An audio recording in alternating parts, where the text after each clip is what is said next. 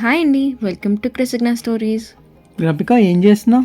నీ బర్త్డే వస్తుంది కదా, కేక్ చేస్తున్నా. వావ్, ఎలా చేస్తారు? ఏముంది, చాలా సింపులే. ఒక కప్ మైదా తీసుకోవాలి. దాంట్లో 1/2 టీ స్పూన్ వరకు బేకింగ్ పౌడర్, 1/2 టీ స్పూన్ వరకు బేకింగ్ సోడా వేసుకొని అన్నీ మిక్స్ చేసుకుంటూ చల్లించుకోవాలి. తర్వాత ఇది డ్రై ఇంగ్రీడియంట్స్ అనమాట. దీని తర్వాత వెట్ ఇంగ్రీడియంట్స్లో 2 eggs తీసుకుంటున్నాం. మనం ఏంటి అంటే 1/2 kg కేక్ చేస్తున్నాను నేను, సో అందుకని 2 eggs అయితే సరిపోతాయి. 3 వేయచ్చు కదా? 2 సరిపోతాయిలే. సరే.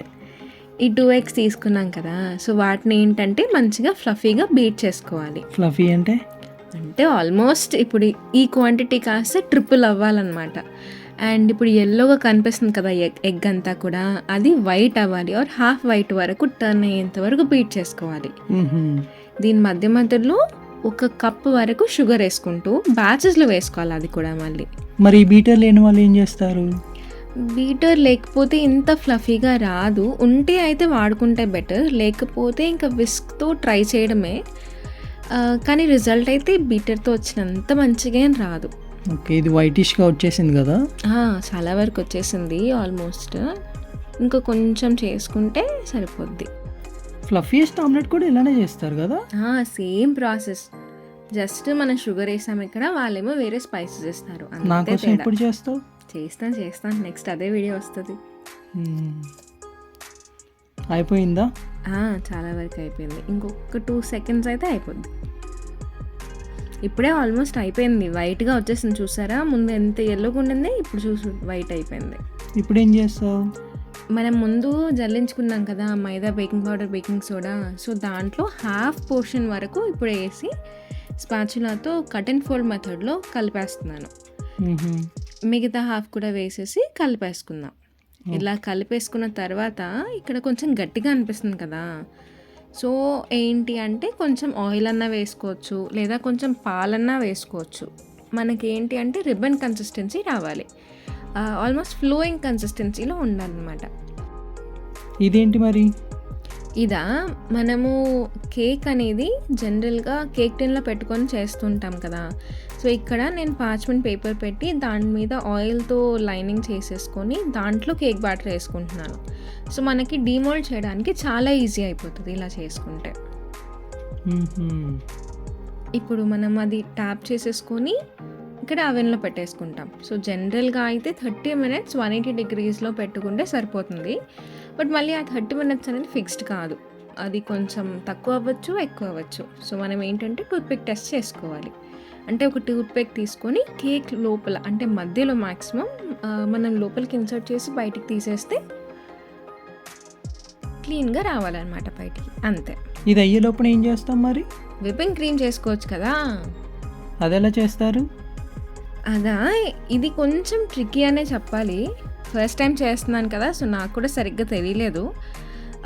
జనరల్గా అయితే ఇప్పుడు మనం చేసింది ఏంటి అంటే ఫస్ట్ అమూల్ది విప్పింగ్ క్రీమ్ తీసుకొని ముందు రోజే డీప్ ఫ్రిడ్జ్లో పెట్టేసుకొని ఈరోజు నేను కింద పెట్టేసుకున్నా నార్మల్ ఫ్రీజర్లో. సో అంత కూలింగ్గా ఉన్న విప్పింగ్ క్రీమ్ని మనం గిన్నెలో వేసుకొని బీట్ చేసుకోవాలన్నమాట. అయితే ఉడత సాయంగా నేను కొంచెం షుగర్ వేస్తూ ఉంటాను. సరే.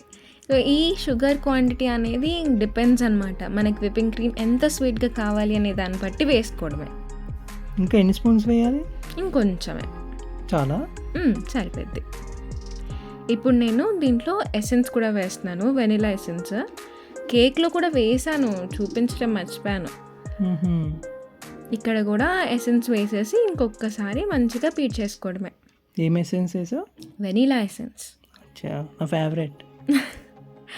అది ఎంత మన టేస్ట్ని బట్టే వేసుకోవచ్చు. నేనైతే ఇక్కడ 1/2 teaspoon వేసాను.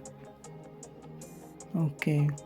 సో ఇలా మంచిగా బీట్ చేసేసుకున్నాం అనుకో, స్టిఫ్ పీక్స్ అనేవి వస్తాయి. అప్పటి వరకు బీట్ చేసుకోవాలి. అండ్ ఒక్కటి ఏంటంటే ఇది చాలా చల్లగా ఉండాలి, చల్లగా ఉంటేనే విప్ అవుతుంది.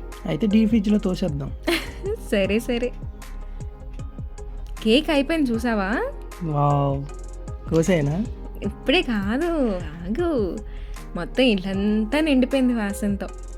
సో ఇప్పుడు కేక్ మొత్తం చల్లగైపోయింది. దాన్ని 2 ముక్కలుగా కోసేసాను. అయ్యో, తప్పదు, ఇంకా చేయాల్సి వస్తుంది అలాగే. ఇదేంటి? ఇదా పాలు, వాటర్ అండ్ షుగర్ మిక్స్చర్ అనమాట. మ్హూ. ఇది ఫస్ట్ కింద ఒక లేయర్ వేసాం కదా కేక్, దానిపైన ఇలా జల్లించేసుకున్నాం అనుకో, మ్, ఆ, మంచి స్వీట్గా ఉంటుంది. అంటే మన పేస్ట్రీస్ ఉంటాయి చూసావా, మ్. దాంట్లో కూడా ఇవే వేస్తారు. సో మనం కట్ చేస్తే చాలా జ్యూసీగా ఉంటుంది అనమాట కేక్ అనేది. మ్హూ. సో మొత్తం నింపేయాలి కేక్, షీట్ని అంతా మొత్తం నింపేసేయాలి. దీని తర్వాత విప్పింగ్ క్రీమ్ ఇప్పటివరకు విప్ చేసుకున్నాం కదా, అది కొంచెం వేసుకొని స్ప్రెడ్ చేసుకోవడమే. మ్హూ. నాకు అసలు రాదు తెలుసా, ఏదో మేనేజ్ చేస్తున్నాను. మన ఇంట్లో అవన్నీ కేక్వి కూడా లేవు కదా, నైఫ్ ఉంది, సో నైఫ్ పట్టుకొని చేసేస్తున్నాను అనమాట అన్నీ. సరే నెక్స్ట్ టైం అవన్నీ కొనేసి మళ్ళీ చేద్దాం. మంచిగా చేస్తాం. ఈసారి నేను చేస్తాను. ఓకే, నేర్చుకుంటున్నావుగా ఇప్పుడు, ఈసారి నువ్వే చెయ్యి. నా బర్త్డేకి చేస్తావా? చేద్దాం. సో ఒక లేయర్ వరకు అయిపోయింది. ఇప్పుడు దీనిపైన ఇంకో లేయర్ పెట్టుకొని దాని మీద కూడా same process, milk, water and sugar mixer అనేది వేసుకుంటూ, తర్వాత పైన ఇంకొంచెం క్రీమ్ వేసుకొని మంచిగా లెవెల్గా సర్దేసుకోవడమే. ఇదేంటి రివర్స్లో పెట్టావు? ఏదో ఒకటి, పైన అంటే బ్రౌన్గా ఉంటుంది కదా, సో ఏమన్నా కొంచెం కనిపిస్తుందేమో అని చెప్పి ఉల్టా పెట్టేసా. మ్హూ. మళ్ళీనా? మళ్ళీ ఇప్పుడు ఇంకా కేక్ మొత్తాన్ని సైడ్స్ పైన కింద మొత్తం నింపేద్దాం విప్పింగ్ క్రీమ్తో, ఉన్నదంతా పూసి పెడదాం.